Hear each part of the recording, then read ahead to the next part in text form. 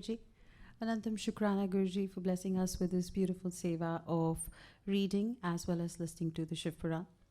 Last week we read chapter 21, 22 and 23 of Shatarudra Samhita of the volume 3 of the Shiv Puran. In chapter 21, we read about the Mahesha incarnation of Lord Shiva. In this we read that once Parvati and Lord Shiva were desirous of indulging in various kinds of sports. So they asked Bhairava to be their watchman, and they went inside the cave, and for a long time they indulged in various kinds of sports. They were delighted, and then Parvati assumed the form of a mad woman with Shiva's permission and came towards the door. When Bhairava saw that woman who was Parvati, he was fascinated by her, and Parvati realized it and was furious. So she cursed Bhairava that he would be born as a human on earth. Now, hearing this, Bhairava became miserable, and Shiva came there hastily and consoled him. Of course, the curse came true, and Bhairava was born as Vitala. Of course, Lord Shiva consoled him, and he also took an incarnation called Mahesha, and Parvati also incarnated as Sharda. In the next chapter, that is chapter 22 and 23, we read about the bull incarnation of Lord Shiva. So once, as we've read previously also, the gods and the demons, they were both desirous of attaining the divine nectar because they were distressed by old age and death, and they came into alliance with each other to churn the milk ocean. Now, as they were deciding on it, a celestial voice guided them to use the Mandara mountain as the churning rod and Vasuki the snake as the churning rope for the same, as it was Shiva's desire.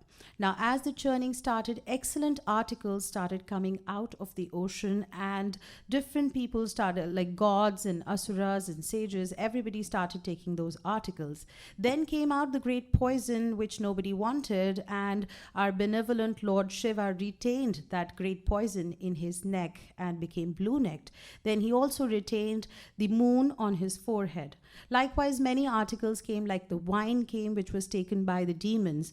Kamdhenu came, that was taken by the sages. Dhanvantri came, that was taken by, which was the physician, taken by the common man. And then came out the divine Amrit. When the divine Amrit came, Daitya Bali took that Amrit, and the gods became distressed and they sought refuge in Lord Shiva. Now, Lord Shiva told Vishnu to deceive the demons. So Vishnu assumed the form of a beautiful damsel called Mohini and deceived these asuras and took the divine nectar and gave it to the gods. Now, from this divine nectar spray, came some beautiful damsels, and these demons took these beautiful, extremely beautiful damsels to their abodes and built beautiful cities that were far more beautiful than heaven for them. And they decided they're not going to touch these women till they defeat the gods. Now, then started a terrible battle between the gods and the asuras, and of course the asuras were defeated. Now, Vishnu in the meantime saw these beautiful damsels, and he was deluded by Maya, and he was fascinated by these women, and he engaged in sexual dalliance with these women and begot them of sons which had valor of Vishnu. Now, these sons were wicked, and they wreaked havoc in the three worlds, and all the gods were distressed, and they approached Brahma, and Brahma then took them to Lord Shiva. Now, Lord Shiva wanted to save the three worlds, so he assumed the form of a bull and went to that city of Asuras, and he produced bellowing sounds which crumpled the whole cities, and all the suns came out. He ripped the suns apart with his horns, and that commotion gained Vishnu's attention. He also came out, and he didn't realize it was Lord Shiva, so he started fighting with the bull. The bull ripped Vishnu apart, and Vishnu ultimately realized this bull was none other than Lord Shiva and apologized to him. Lord Shiva chastised Vishnu and warned him. He also told him to leave his Sudarshana in that city and granted him with a Sudarshana that was 1,000 times more powerful than the original one. So Vishnu, as he was leaving, he told all the other gods standing there that there were so many beautiful damsels in that city and they can engage in a sexual dalliance with them. And this made Lord Shiva extremely angry. He cursed all the gods who had that kind of an intention and warned them that if any god goes to that city for those damsels, those gods would die. And then the god went back to his abode. Now we will read the next chapter, that is chapter 24. The people are the incarnation of Lord Shiva, and chapter 25, the story of people are the incarnation. Reema auntie will be reading these chapters in English. We also have Hindi reading today. Hindi reading will be done by Ajay Garg uncle. He will be reading one chapter, which is a culmination of chapter 21 to 25 of English. Hope you enjoyed today's reading. Jai Guruji, Shukrana Guruji.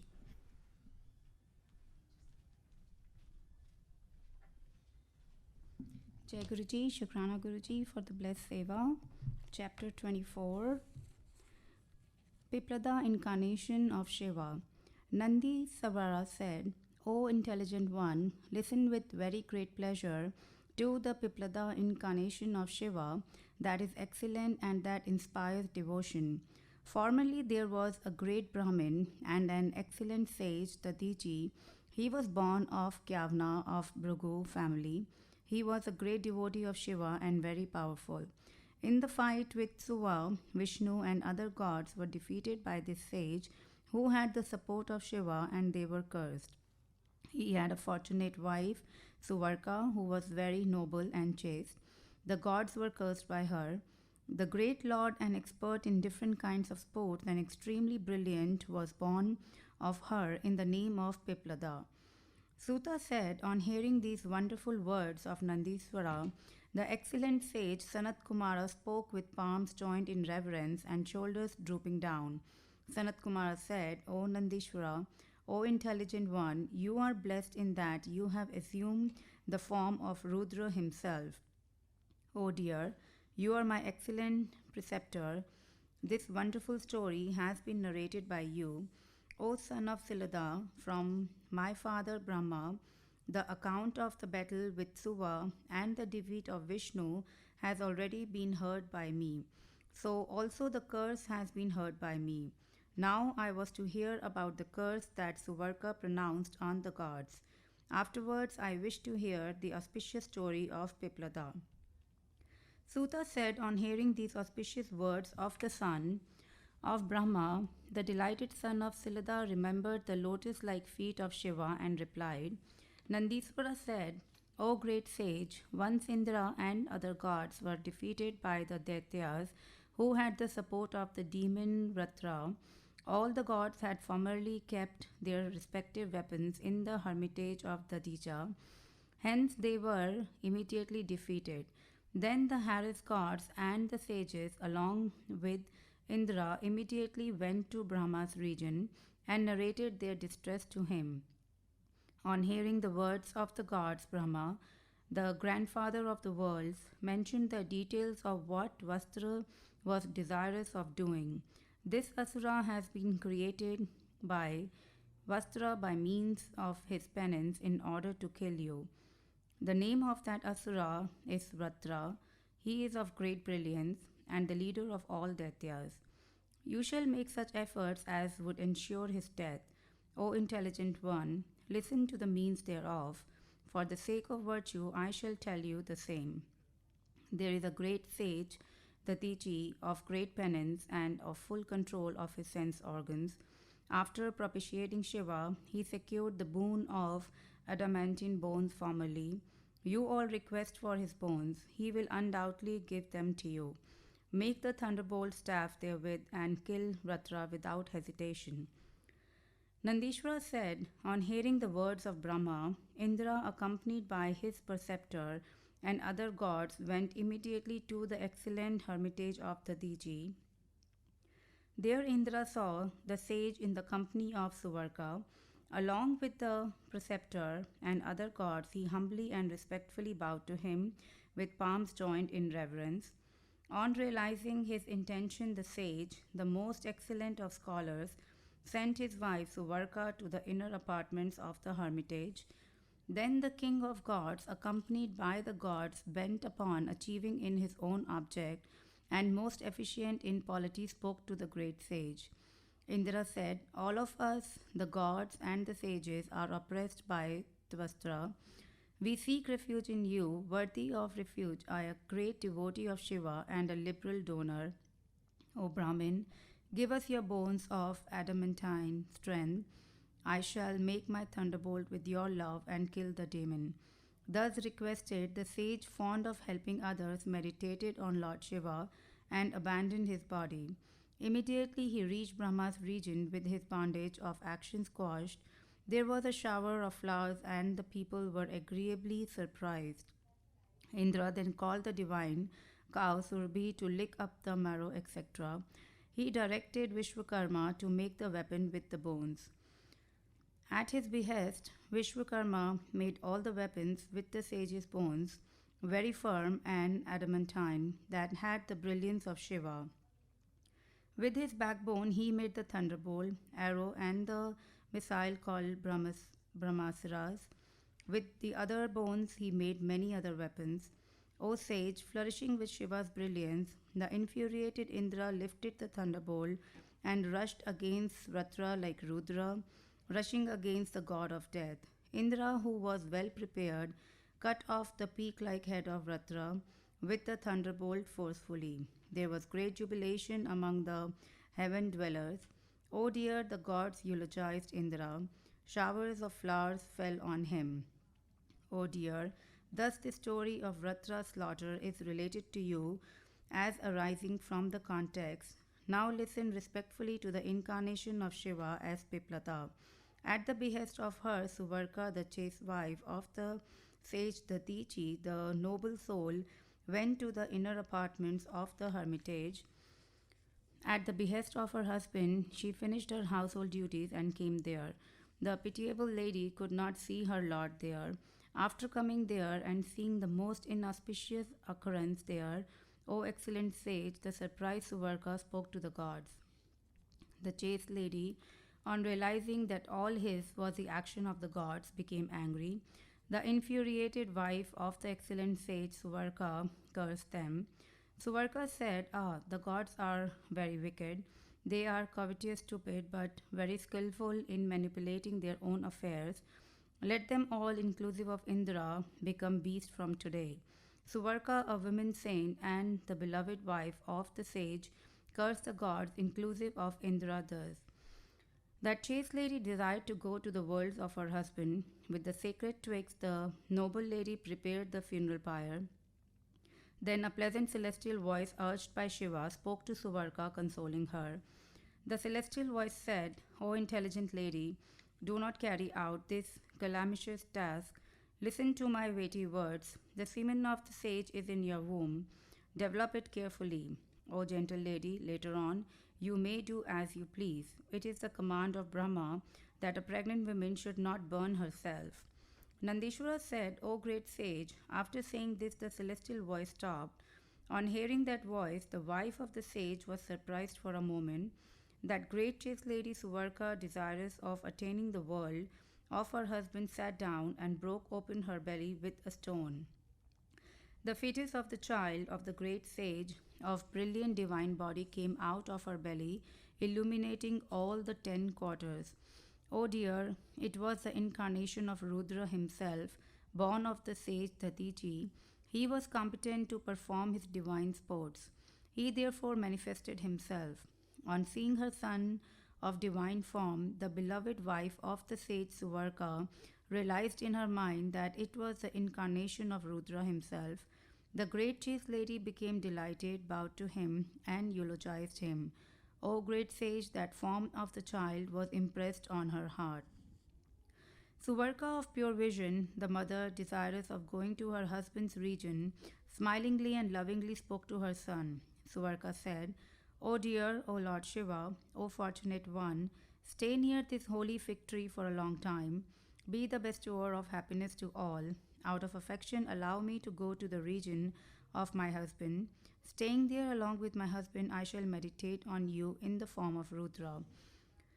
Nandiswara said, after speaking thus to her son, the chaste lady Suvarka followed her husband by means of the great transcendental meditation. O sage, Thus, the wife of Dadiji was reunited with her husband. After reaching Shiva's region, she served Shiva devotedly.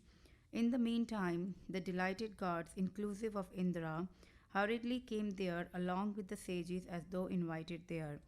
Vishnu and Brahma, too, accompanied by their attendants, came over there to see Shiva, who had taken incarnation in the world through Suvarka and Datiji.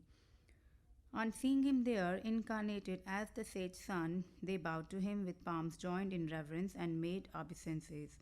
O excellent sage, there was great jubilation among the gods. The dundubis were sounded, and dancing girls danced joyously. The sons of Gandharva sang, kinnaras and other players played on instruments, the gods showered flowers. After consecrating the refulgent child and the fig tree, who became the father of Rudra, Vishnu and other gods eulogized him again. The delighted Brahma named him Piplada. Vishnu and the gods said, O Lord of the gods, be pleased. After saying this and making great jubilation, Brahma, Vishnu, and the gods went to their respective abodes. Then Rudra, the great lord, in the form of Piplada, performed a penance for a long time at the foot of the fig tree with the desire to bestow benefit on the worlds. As Piplada, following the convention of the world, performed the penance, a long time passed by. Chapter 25, the story of Piplada incarnation. Nandiswara said, after arranging and establishing Dharma with a desire for its good foundation, Lord Shiva performed great sports. O good sage, listen to that. Once while going to the river Pushpabhadra for his ablution, the great sage saw the beautiful youthful maiden Padma, a part of Shiva herself. Desirous of getting her, the sage traversing the world and an expert in following the established conventions went to the abode of King Anaranya, her father. On seeing him, the awestruck king of men bowed to him. Offering him Madhuparka, he worshipped him devotedly. The sage accepted everything with regard and requested for the hand of his daughter. Thereupon the king was unable to say anything, he was silent. The sage repeated the request, saying, Give me your daughter devoutly, otherwise I will reduce everything to ashes along with you. O great sage, then all the people of the king were enveloped by the brilliance of Piplada, son of Dadiji. Then the king was much frightened, and he lamented again and again. He gave his daughter Padma, fully bedecked in ornaments, to the old sage. After marrying Padma, the daughter of the king and a part of Shiva, the sage Piplada joyously took her to his hermitage. After going to the hermitage, the aged excellent sage stayed there with that woman. The sage was not too indulgent. Then the daughter of Anaranya served the sage with devotion in mind, word, and deed, like Lakshmi serving Vishnu. Then the excellent sage Piplada, a part of Shiva, became a young man by means of his divine sport and sported with that young lady. 10 noble sons, all of them great sons, were born to the sage. They were equally to their father and increased the pleasure of Padma. This is the sportive incarnation of Shiva, the great Lord. The excellent sage Piplada was the Lord, indulgent in different kinds of divine sports. On seeing the harassment by the planet Saturn of every one, irremediably the sympathetic Lord lovingly granted a boon to all the world. For 16 years from birth, no man will have that affliction. Similarly to the devotees of Shiva too, this word of mine is true. If Saturn were to disregard my instruction and harass men, he will undoubtedly be reduced to ashes. O dear, thus, afraid of him, the excellent planet Saturn, though in aberration, does not afflict men at any time. Thus I have narrated to you the good story of the great sage Piplada, who had assumed the form of a human being in the course of his divine sports. The story yields the fruit of all desires. These three, Gati, Kasika, and the great sage Piplada, quell the affliction of Sani on being remembered. For the dissolution of the affliction of Saturn, the man who reads or listens devoutly to the story of Piplada, along with that of Padma, attains all desires in this world. Blessed indeed is the great sage, who was wise and a great devotee of Shiva. He was a favorite of good men. Lord Shiva, named Piplada, was his noble son. This pious narrative is conducive to the attainment of heaven. It quells the adverse effects of the evil planets. Oh dear, it yields all desires and enhances devotion to Shiva. Jai Guruji, Shukrana Guruji for the blessed seva. Shukrana.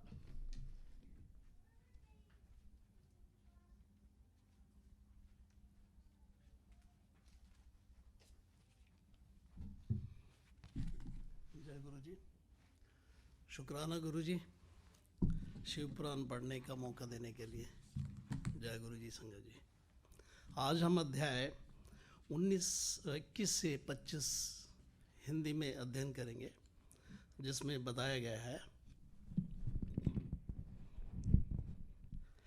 Shivji के पिपलाद अवतार के प्रसंग में देवताओं की दधीची मुनि से अस्थि याचना, दधीची का शरीर त्याग, वज्र निर्माण तथा उसके द्वारा वृत्रासुर का वध, सुरवचा का देवताओं को श्राप। तदंतर महेश अवतार तथा वृषेश अवतार का चरित सुनाकर नंदीश्वर ने कहा, महाबुद्धिमान सनत कुमार जी, अब तुम अत्यंत आह्लादपूर्वक महेश्वर की पिपलाद नामक परमोत्कृष्ट अवतार का वर्णन श्रवण करें। यह उत्तम आखान भक्ति की वृद्धि करने वाला है। हे मुनीश्वर, एक समय दैत्यों ने वृत्रासुर की सहायता से इंद्र आदि समस्त देवताओं को पराजित कर दिया। तब उन सभी देवताओं ने सहसा दधीची के आश्रम में अपने अपने अस्त्रों को फेंककर तत्काल ही हार मान ली।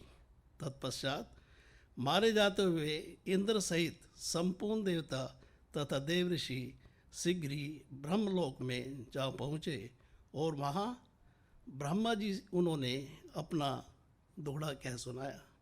देवताओं का यह कथन सुनकर लोक पितामह हैं ब्रह्मा ने सारा रहस्य यथार्थ रूप से प्रकट कर दिया कि यह सब त्वष्टा की करतूत है। त्वष्टा ने ही तुम लोगों का वध करने के लिए तपस्या द्वारा इस महातेजस्वी वृत्रासुर को उत्पन्न किया है।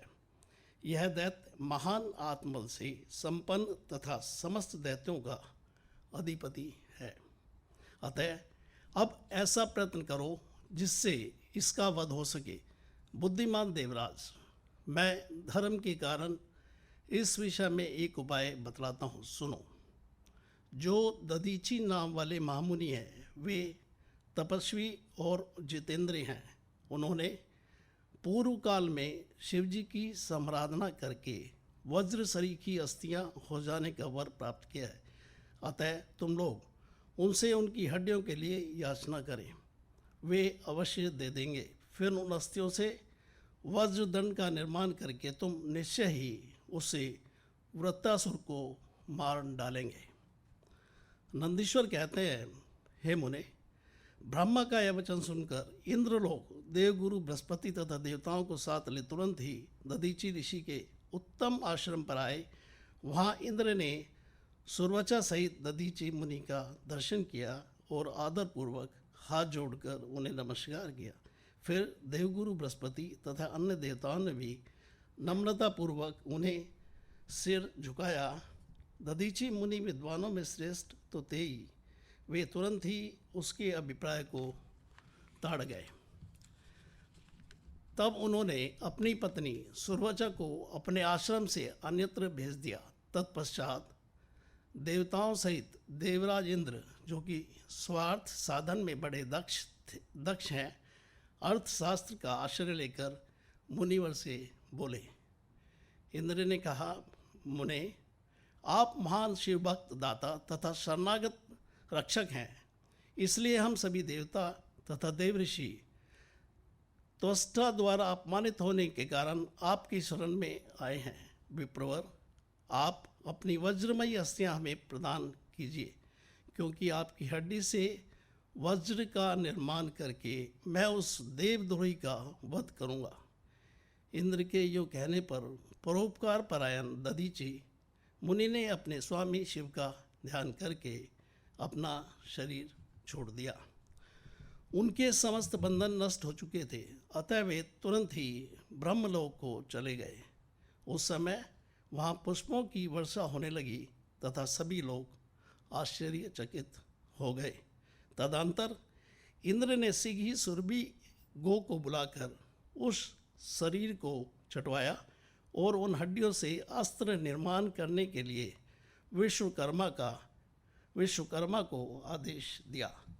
तब इंद्र की आज्ञा पाकर विश्वकर्मा ने शिवजी के तेज से सदृढ़ हुई मुनि की वज्रमयी हड्डियों से संपूर्ण अस्त्रों की कल्पना की।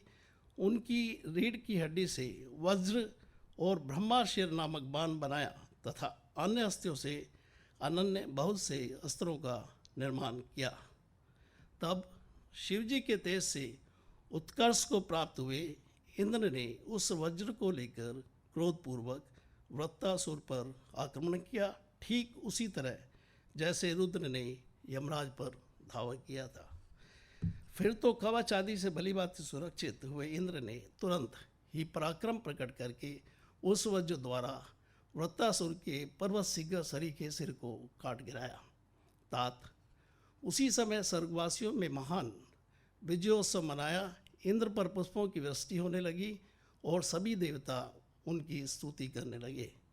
तदंतर महान आत्मबल से संपन्न दधीचि मुनि की पतिव्रता पत्नी सुवर्चा पति की आज्ञा के अनुसार अपने आश्रम के भीतर गई। वहाँ देवताओं के लिए पति को मरा हुआ जानकर वह देवताओं को श्राप देते हुए बोली।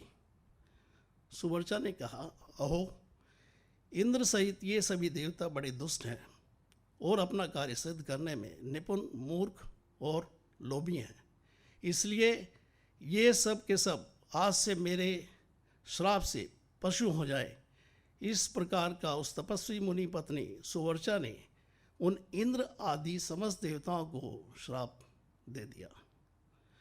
तत्पश्चात उस पतिव्रता पति लोक में जाने का विचार किया।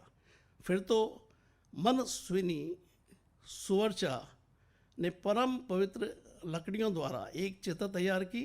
उसी समय शंकर जी की प्रेरणा से सुखदायिनी आकाशवाणी हुई।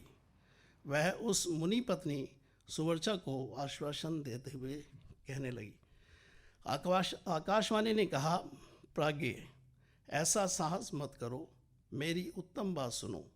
देवी तुम्हारे उदर में मुनि का तेज वर्तमान है, तुम उसे यत्न पूर्वक उत्पन्न करो।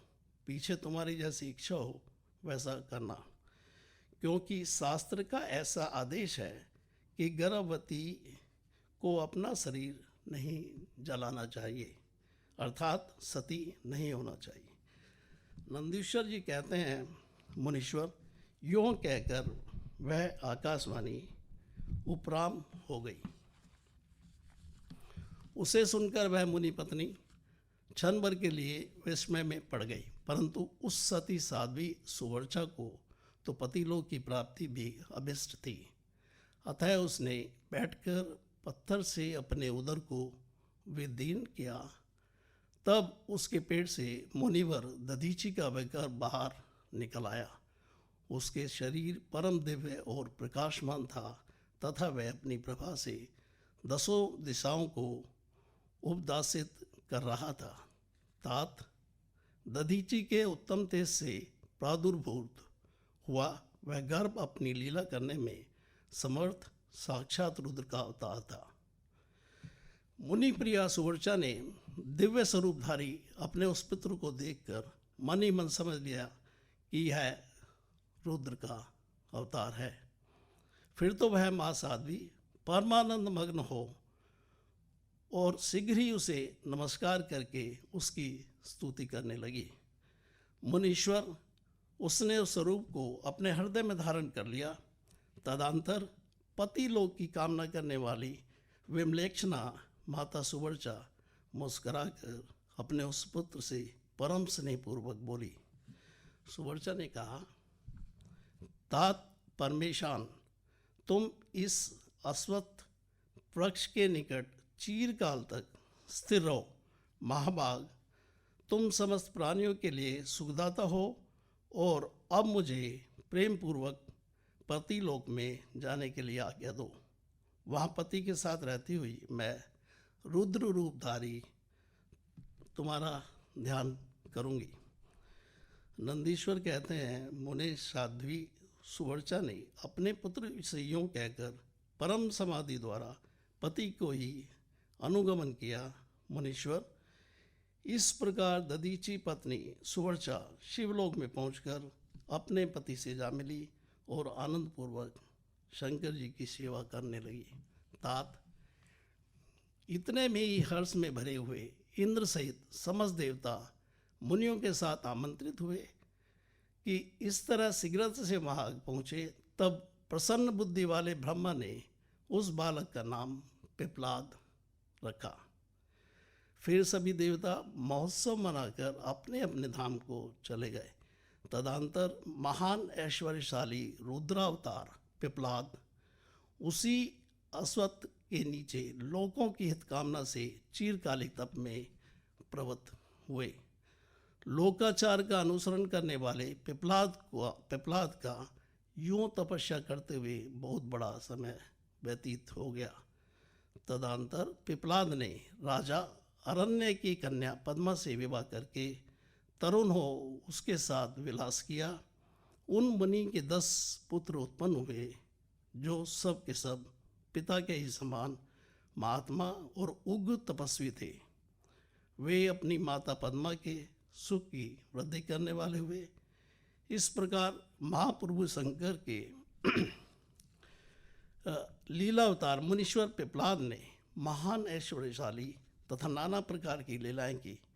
उन कृपालु ने जगत में शनिश्चर की पीड़ा को, जिसका निवारण करना सभी की शक्ति से बाहर था, देखकर लोगों को प्रसन्नतापूर्वक यह वरदान दिया कि जन्म से लेकर 16 वर्ष की आयु तक मनुष्यों को तथा शिव भक्तों को शनि की पीड़ा नहीं हो सकती।